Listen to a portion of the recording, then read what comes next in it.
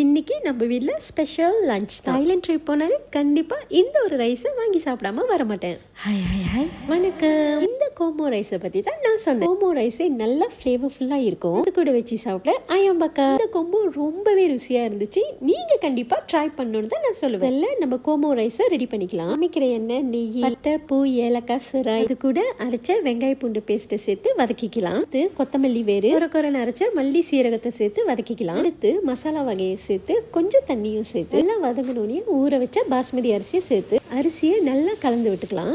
இப்போ அரிசியை rice குக்கருக்கு transfer பண்ணி தண்ணி தேவையான அளவு உப்பு சேர்த்துட்டு தடவை கலந்து விட்டு சோறை வேக வச்சுக்கலாம். அடுத்து ஐயாம்பாக்காருக்கான பேஸ்ட்டை ரெடி பண்ணிக்கலாம். இன்கிரீடியன்ஸ் எல்லாமே கேப்ஷன்ல கொடுக்குறேன், செக் பண்ணிக்கோங்க. ஐயாம்பாக்காருக்கு நான் ஒரு முழு கோழியை தான் யூஸ் பண்றேன். இன்னைக்கு என்னோட சமையலுக்கு யூஸ் பண்ற குக்வே எல்லாமே ஃப்ரம் ரெட் செஃப் தான். குக்வே டீடைல்ஸ் வேணும்னா சொல்லுங்க, நெக்ஸ்ட் ஒரு வீடியோல நான் ஷேர் பண்றேன். சட்டியில எண்ணெய் கொஞ்சம் கூட ஊத்திட்டு மிளகா பேஸ்ட்டை சேர்த்து வதக்கிக்கலாம். மிளகா சாந்துல எண்ணெய் பிரிஞ்சு வந்தோடனே தேவையான அளவு உப்பு கொஞ்சம் தண்ணியும் சேர்த்து நல்லா கலந்து விட்டு டார்க் சோய் சாஸ், ஸ்வீட் சாஸும் சேர்த்து கொஞ்சம் ப்ரௌன் சுகரையும் சேர்த்து சம்பாலா வதக்கிக்கலாம். அடுத்து கோழியை சேர்த்துட்டு கோழி பாதி மூழ்கிற அளவு தண்ணி சேர்த்தா போதும். 5 நிமிஷத்துக்கு ஒரு தடவை கோழியை இந்த மாதிரி திருப்பி விட்டுக்கிட்டே இருங்க. 25 நிமிஷம் கோழியை வேக வச்சு எடுத்துக்கலாம். கோழி நல்லா வெந்ததும் சம்பாலம் இந்த மாதிரி நல்லா சுண்டி வந்துடும். அதுக்கப்புறம் கோழியை ஒரு ட்ரேல டிரான்ஸ்ஃபர் பண்ணிட்டு சம்பால அது மேல நல்லா தடவி விட்டு தண்ணியும் சேர்த்து தடவிக்கலாம். அடுத்து 15 நிமிஷத்துக்கு கோழியை அவன்ல வச்சு கிரில் பண்ணி எடுத்தா நல்ல சுவையான ஐயம்பக்கா ரெடி.